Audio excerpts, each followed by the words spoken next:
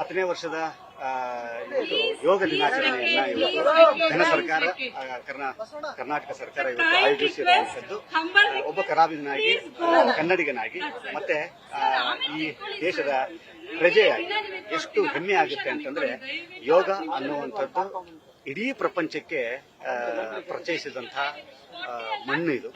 ಇವತ್ತು ಯೋಗವನ್ನ ಇವತ್ತು ನಾವೆಲ್ಲರೂ ಕೂಡ ಈ ಮಣ್ಣಿನಲ್ಲಿ ಹುಟ್ಟಿದೀವಿ ಅಂತ ಅನ್ನೋದಾದ್ರೆ ನಮ್ಮಗಳ ಯೋಗ, ನಾನು ಅವಾಗಲೇ ಹೇಳ್ತಾ ಇದ್ದೆ, ದಿವಸದ 24 ಗಂಟೆಗಳಲ್ಲಿ ಅರ್ಧ ಗಂಟೆ 1 ಅವರ್ ನಮಗೋಸ್ಕರ, ನಮ್ಮ ಆರೋಗ್ಯಕ್ಕೋಸ್ಕರ ಮೀಸಲಾಗಿರುವಂತದ್ದು ಅತ್ಯಗತ್ಯ ಮತ್ತೆ ಅನಿವಾರ್ಯನೂ ಕೂಡ. ಇವತ್ತಿನ ಈ ಜಂಜಾಟ, ಬದುಕಿನ ಹೋರಾಟ, ಚಾಲೆಂಜಸ್ ನಮ್ಮ ಮುಂದೆ ಇರುವಂತದ್ದು, ಇದರ ಮಧ್ಯದಲ್ಲಿ ಆರೋಗ್ಯಕರವಾದಂತಹ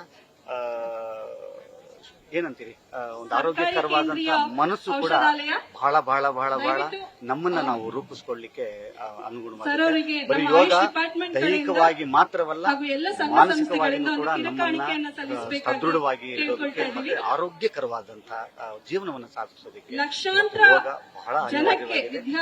ನಾನು ಕೈ ಮುಗಿದು ಕೇಳ್ಕೊಳ್ಳೋದೇನು ಅಂತಂದ್ರೆ, ತಮ್ಮ ದಿನನಿತ್ಯದ ಈ 24 ಗಂಟೆಯಲ್ಲಿ ಅರ್ಧ ಗಂಟೆಯಿಂದ 1 ಅವರ್ ಮೀಸಲಾಗಿಡಿ. ಮತ್ತೊಮ್ಮೆ ಎಲ್ಲರಿಗೂ ಕೂಡ ಅಂತಾರಾಷ್ಟ್ರೀಯ ಯೋಗ ದಿನ ಯೋಗ ಪ್ರಾಕ್ಟೀಸ್ ಮಾಡ್ತಿರ್ತಾರೆ. ಫಿಟ್ ಆಗಿದೆ. ಅನೇಕ ನೆಗೆಟಿವ್ ನ್ಯೂಸ್ ಫಸ್ಟ್ ನಿರ್ಭೀತಿಯಿಂದ ನಿಮ್ಮ ಪರವಾಗಿ.